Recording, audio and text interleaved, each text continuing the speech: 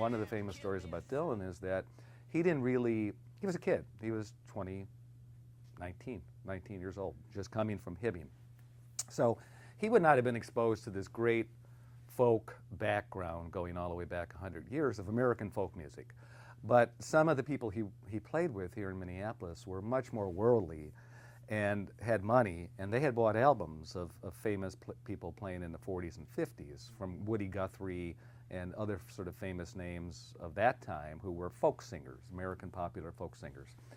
And what Dylan did, and he talks about in his book, is he basically made off with his roommate's collection of albums, took them to New York, and schooled himself on this deep history of American popular music.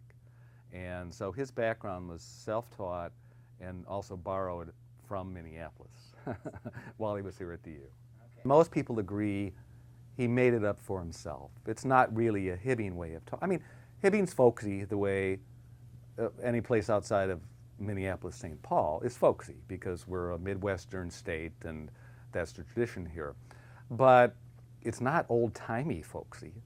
You don't hear people saying, you know, weird abbreviations and just, you know, a talkin', a walkin'. You don't hear that. So most people agree that was something that he picked up from these old albums, which I was describing before.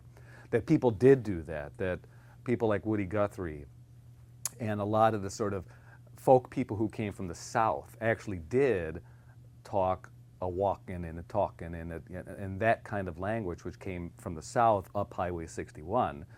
And Dylan basically just said, that's nice. I'll talk like that in my records.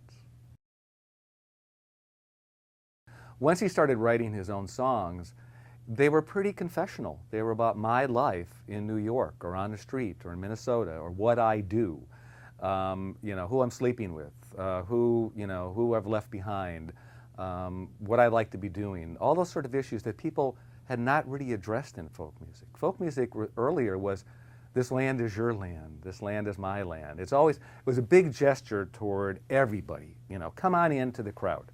And Obama would be a good example of that. He used a lot of folk music for his change sort of campaign.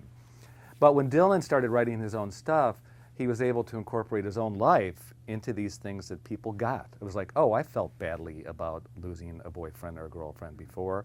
Oh, I've, you know, traveled Highway 61. That would be another major reference. Highway 61 Revisited, which is a really popular song by Dylan, is Highway 61 here in Minnesota. So once he began to do that, that began to open the door for a lot of even rockers at the time who basically were writing boy meets girl songs. The Beatles started by writing, you know, you're going to lose that girl, or she loves you, or I want to hold your hand. All these sort of, they were almost hokey themes, but now done in a rock style. But when Dylan met John Lennon, or John Lennon met Dylan, Lennon came here to meet Dylan because he was so interested in this guy. It changed the Beatles' way of writing too, because after the first 2 or 3 albums, which were Boy Meet Girl, they started to enter into their own lives too. So that was probably his major influence, was opening up the door to songs that were about yourself. Dylan's going on 40 albums, so part of it is just longevity too. If you stay there, you're popular, you fall out of favor, you come back, you fall out.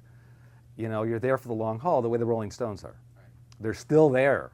They shouldn't be, but they are, because they wouldn't go away.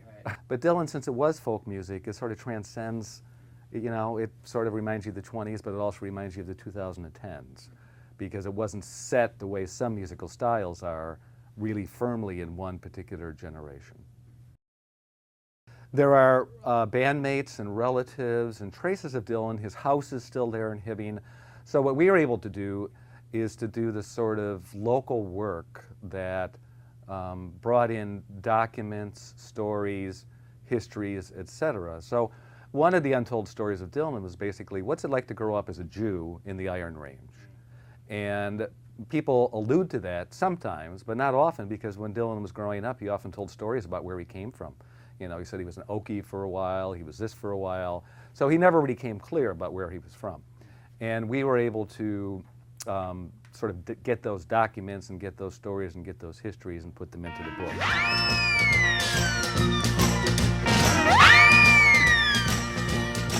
Oh, God said to